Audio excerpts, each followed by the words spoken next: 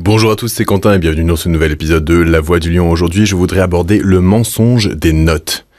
Dans le processus d'apprentissage à l'école, je pense que vous êtes tous allés à l'école comme moi, on a des notes qui vont évaluer la qualité du travail qu'on a fourni.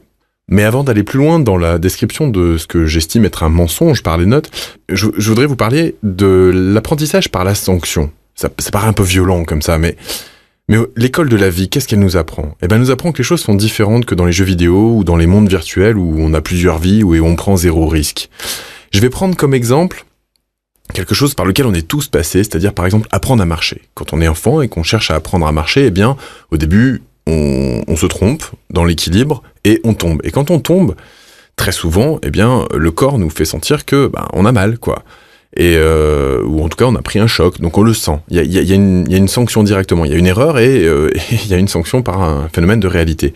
Et puis une fois qu'on a appris à marcher et qu'on passe au vélo, c'est un petit peu pareil. Quand on place mal son équilibre en vélo, on fait une erreur d'équilibre, bim, derrière il y a une sanction, on tombe et on se fait mal. Et quand on se fait mal, quel est finalement le corollaire ? C'est que derrière on va corriger l'équilibre qu'on a mal fait.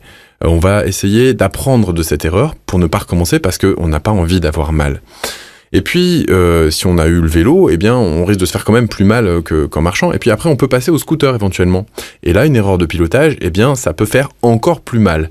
Donc, on augmente en prise de risque. Et c'est pareil, si on passe à la moto après, une chute en moto, a priori, deviendrait quand même un petit peu plus violente pour le corps qu'une chute en scooter. En tout cas, on peut atteindre des vitesses beaucoup plus grandes. Et donc, le risque, au final, c'est quand même la mort, quoi.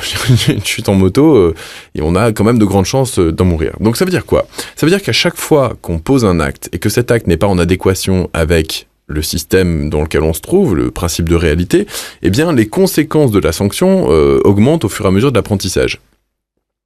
Plus on augmente notre degré de maîtrise, plus on prend des risques, et donc plus la sanction peut devenir lourde. Mais en même temps, c'est quand même ce qui est grisant, c'est de dépasser un petit peu sa zone de confort et d'aller essayer d'autres choses.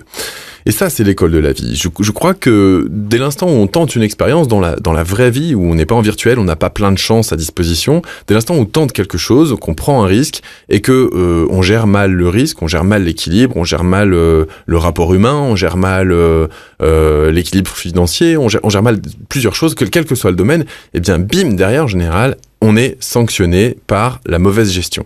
C'est un processus essentiel dans le phénomène d'apprentissage, parce que si jamais il n'y a pas de sanction, si jamais il n'y a pas besoin de corriger l'erreur, pourquoi la corrigerions-nous ?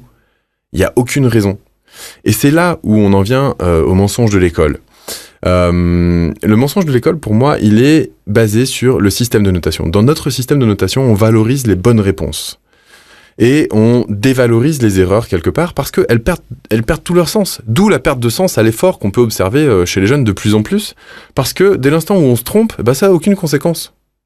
Il n'y a pas besoin de corriger l'erreur. On perd le sens de l'erreur. Et attention, je parle bien d'erreur, je parle pas d'échec. On a vu dans un précédent podcast, je peux le rappeler aujourd'hui, que pour moi l'échec c'est arrêter d'essayer. Donc c'est peut-être par exemple quand la sanction était trop lourde et qu'on a fait une trop grosse erreur, et à ce moment-là on n'a plus envie d'essayer. Très souvent on n'a pas envie de remonter sur son vélo, il y a peut-être des gens même qui font une phobie par rapport au vélo parce qu'ils se sont fait trop mal une première fois. Ok, pourquoi pas. Mais l'échec c'est arrêter d'essayer pour moi. L'erreur c'est une action qui nous éloigne de notre but premier. Et une sanction, c'est quoi ? C'est une expérience désagréable qui impose un réajustement de l'acte qu'on a posé initialement. Et à l'école, ce réajustement-là, il est perdu. Il est complètement perdu, en tout cas dans l'évaluation du travail fourni. Il existe des sanctions, mais c'est des sanctions qui sont plutôt de l'ordre du comportement, plus que de l'ordre du travail fourni. Lorsqu'on fait un contrôle et qu'on se trompe, on n'enlève pas de points à l'élève. On n'enlève pas de points, il n'y a pas de sanction. Il n'y a pas d'effort à faire sur les erreurs. Quand on rend un devoir à un élève, très souvent, à moins qu'il soit déjà dans cette logique-là d'apprentissage, et c'est très bien pour lui, mais la majorité d'entre les élèves sont satisfaits de la note qu'ils ont eue ou pas, mais vont rarement aller chercher là où ils n'ont pas eu les points, là où ils ont perdu des points pour apprendre de leurs erreurs. Très souvent, c'est pas le cas. En tout cas, moi j'ai observé au cours de mes 5 années d'enseignement que les élèves ne font pas cet effort de comprendre pourquoi est-ce qu'ils se sont trompés à un moment donné ou à un autre, pourquoi est-ce qu'il y a eu une erreur, tout simplement parce que cette erreur n'est pas sanctionnée. Elle n'existe plus, elle devient complètement gommée, effacée. Alors la limite de système où je prône quand même un petit peu la sanction là dans ce podcast, la limite de système c'est, je l'ai dit tout à l'heure, quand la sanction est trop lourde. Ça peut démotiver la personne, ça peut l'empêcher d'avoir envie de continuer. Et cette envie-là, ce plaisir-là, eh bien, il doit rester présent si on veut continuer à apprendre. Donc c'est vrai que si la sanction est trop lourde, eh bien, l'apprentissage perd de son sens. On décroche, on a envie de faire autre chose, on a envie de faire quelque chose qui nous valorise. Alors la valorisation, oui, mais pas au prix de perdre l'apprentissage par les erreurs. Voilà ce que j'en pense. Alors, je sais pas ce que vous en pensez, vous, du rôle de la sanction dans l'apprentissage. J'attends vos réactions et je vous dis à demain pour un prochain podcast. Salut!